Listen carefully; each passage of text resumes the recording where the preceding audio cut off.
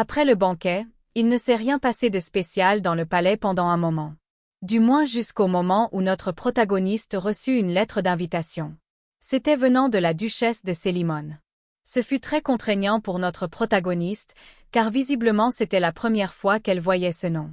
Elle avait bien beau se remémorer de ses lectures dans son monde original, mais rien. Elle se demandait bien pourquoi, elle l'invitait-elle exactement. Même après avoir fouillé dans les documents de Roselia, notre protagoniste n'avait rien trouvé lui faisant référence. Pour elle, c'était clair. Les deux ne devaient pas être proches. Elle pensa aussi à la possibilité qu'elle soit une amie de Roselia et n'a pas été mentionnée sûrement parce que Roselia n'était pas un personnage principal, mais secondaire. Notre protagoniste, admettons que la duchesse de Célimone soit vraiment une amie de Roselia, ça serait vraiment étrange de refuser cette invitation. C'est vrai que la personnalité de Roselia a pas mal changé ces derniers temps. Si elle se met aussi à ignorer ses amis, on commencera à penser qu'elle a des problèmes psychologiques. Et à cette époque, on brûle les gens qui ont des problèmes psychologiques car on croit qu'ils sont possédés. Pour notre protagoniste, son but est de divorcer, pas d'être brûlé. Elle doit donc faire très attention. En plus de cela, la femme est très curieuse, même si cette dame n'est pas une amie de Roselia, elle aimerait quand même savoir pourquoi elle l'a invitée exactement. Dans tous les cas elle est gagnante, elle pense que c'est bien mieux pour elle de sortir, plutôt que de rester enfermée. Son objectif est de divorcer, elle doit avoir le maximum d'informations possibles dans cet environnement. C'est vrai que pour ces informations, elle pourrait les avoir par le biais de ses servantes et les livres de Dame Roselia. Mais bon, l'heure du thé entre les femmes de la noblesse est l'endroit idéal pour en obtenir. Après un long moment de réflexion, notre protagoniste finit par répondre positivement à l'invitation. Quelques jours plus tard, nous sommes dans la salle de rendez-vous de Dame Roselia. Toutes les femmes de nobles y sont. Très belles et ne cessent de commérer entre elles. Après être arrivées, toutes les femmes la saluent. Que la gloire soit sur vous, sainte compagne du soleil et de la lune éternelle, votre majesté. C'était l'arrivée de notre protagoniste. À part les couturiers, c'était la première fois qu'elle rencontrait quelqu'un en dehors du palais. Elle venait de faire face à la duchesse de Célimone. En voyant son titre et son âge, notre protagoniste pense qu'elle doit être la personne la plus influente ici. Elle doit faire très attention. Après tout, elle ne sait pas si elles sont amies ou ennemies, pense-t-elle. La duchesse de Célimone, vous êtes resplendissante dans cette robe, majesté. D'autres femmes de nobles se sont toutes mises subitement à l'admirer, pour d'autres, la couleur rouge du tissu qu'elle porte est très flatteuse sur sa jolie peau blanche. Notre protagoniste pense que c'est déjà l'heure. Elle se demande bien qui n'est pas encore arrivé. La duchesse vient de prendre encore parole avec un air hautain. La duchesse de Célimone, cette robe est très luxueuse effectivement. Dame Roselia a compris, Madame la duchesse de Célimone n'est pas celle à quoi elle pensait. C'est très clair qu'elle n'est pas en bonne relation avec Roselia.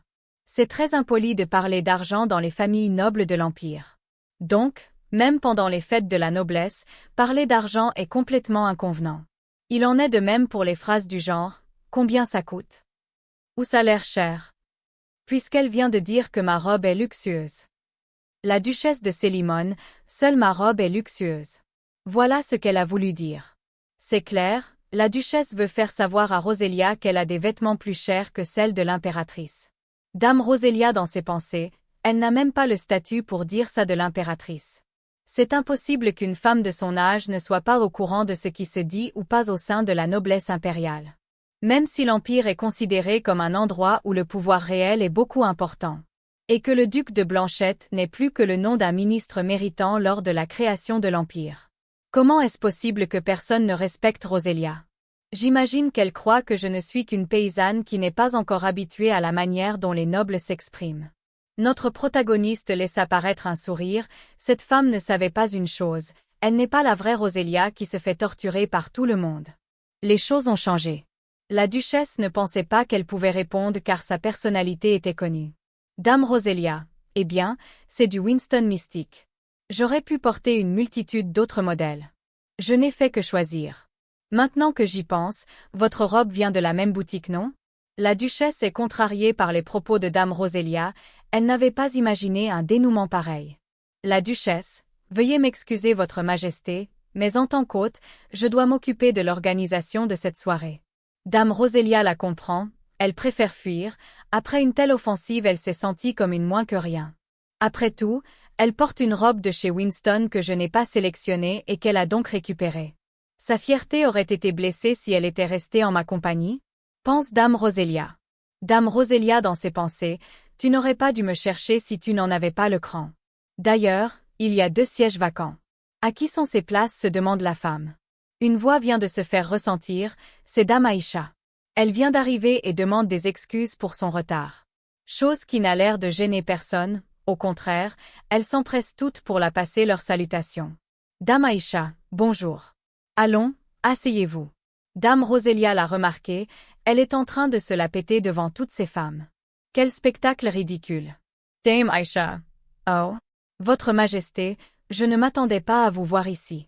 Je suis ravie. C'est une catastrophe, Dame Rosélia a compris, elles sont en train de tous se foudre d'elle dans cet endroit. La tradition impériale veut qu'une personne de rang supérieur reste assise lorsqu'elle salue. Être la seule assise peut la mettre dans l'embarras. Il est donc important de la prendre en considération. Mais elle a complètement ignoré cette règle de courtoisie. Elle nous a volontairement installées l'une à côté de l'autre, l'impératrice et la concubine, qui ne s'apprécient pas. Les femmes de la cour ne peuvent s'empêcher de combler d'éloges Dame Aïcha. Pour d'autres, le blanc la va si bien. Elle est très resplendissante. Une autre qualifie même sa beauté d'une œuvre d'art. Dame Rosélia a compris le but de sa présence, la raison pour laquelle la duchesse l'a invitée. C'est à cause d'Aïcha. Dame Rosélia imagine qu'elle a même demandé à la duchesse de Célimone de leur placer le plus près possible. Dame Rosélia dans ses pensées, je suppose qu'elle a voulu que je vienne là où elle peut se démarquer afin de me faire honte. Puisque c'est ainsi, je n'ai aucune raison de rester. Notre protagoniste venait de lancer un sourire horrifiant. Ça ne présageait rien de bon pour la suite. Après quelques instants, tout le monde entendit les bruits découverts sur le sol.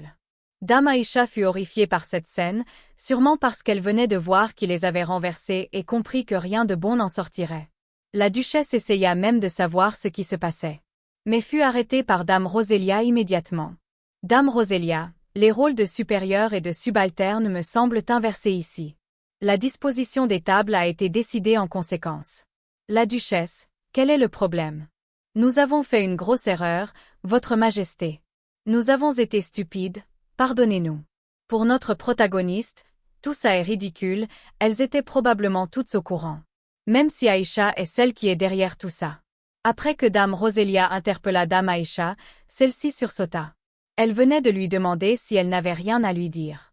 Celle-ci resta muette quelques instants avant de se lancer. Dame Aïcha, désolée, Votre Majesté, comme ça ne fait pas longtemps que je suis arrivée au palais, je ne suis pas habituée à vos règles de politesse. Je ferai attention la prochaine fois.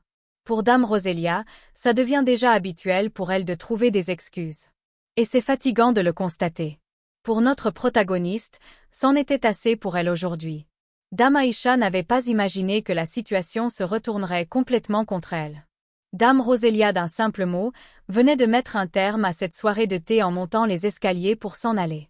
Dame Rosélia, dorénavant, surveillez tout votre comportement en ma présence. Tout s'était glacé dans la salle.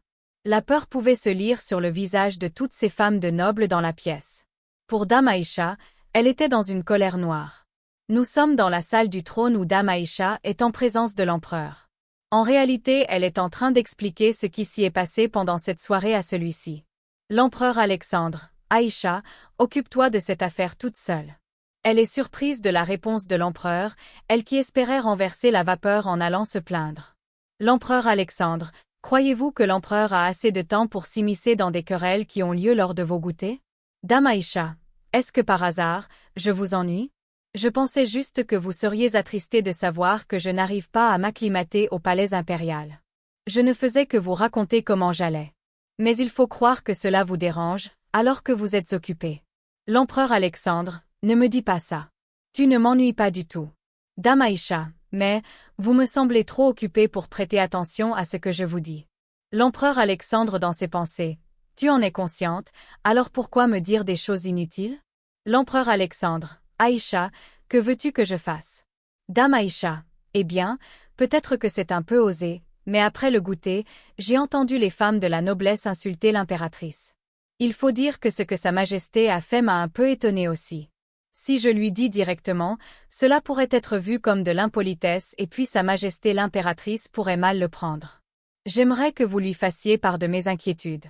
Après tout, vous êtes son époux. Je pense vraiment que Sa Majesté Rosélia le prendra bien si cela vient de vous. Merci à tous d'avoir suivi cet épisode avec nous, jusqu'à la fin.